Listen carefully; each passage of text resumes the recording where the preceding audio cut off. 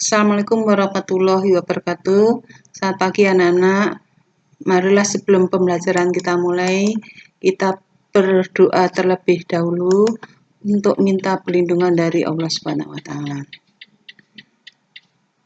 Bagi anak-anak yang mengikuti pembelajaran ini, saya harapkan untuk mengisi link presensi atau daftar hadir. Pada kesempatan ini, saya akan menyampaikan yaitu menganalisis lingkungan bisnis. Setelah pembelajaran selesai, nanti saya akan mengadakan tes tertulis dan tes penugasan. Tujuan kita mempelajari menganalisa lingkungan bisnis ini diharapkan Anda atau kalian mempunyai bekal kalau nanti akan melakukan usaha. Nah, sekarang apa toh yang dinamakan lingkungan bisnis? Lingkungan bisnis adalah faktor-faktor yang bisa berpengaruh secara langsung atau tidak langsung terhadap aktivitas bisnis. Pengaruh secara langsung atau tidak langsung. Misalkan, kalau di sini adalah adanya pekerja yang mogok. Kalau ada pekerja yang mogok, berarti jumlah produksi turun. Turunnya produksi juga berakibat perusahaan akan rugi. Ini yang kita katakan sebagai pengaruh secara langsung. Tidak langsung. Kalau di sini suppliernya yang mogok, ini pengaruhnya tidak secara langsung. Lingkungan bisnis dibedakan menjadi dua, yaitu lingkungan internal dan lingkungan eksternal.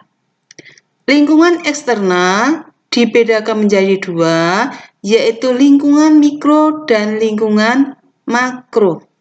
Nah, sekarang apa yang dinamakan lingkungan bisnis internal?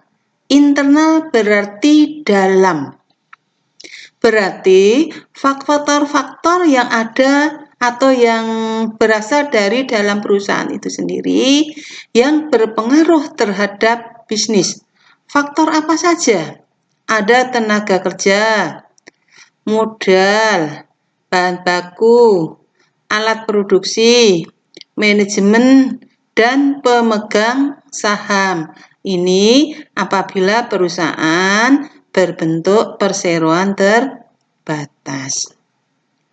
Sekarang lingkungan eksternal. Eksternal berarti luar perusahaan. Berarti ini kondisi yang berasal dari luar perusahaan. Lingkungan eksternal dibagi menjadi dua, lingkungan mikro dan lingkungan makro. Lingkungan mikro. Mikro yaitu kekuatan yang dekat dengan perusahaan. Tetapi kekuatan ini mempengaruhi daripada perusahaan. Ada perusahaan. Ini berarti kondisi manajemen dari perusahaan itu sendiri. Ada pemasok, ada perantara, ada pelanggan atau konsumen, ada pesaing, dan ada masyarakat umum.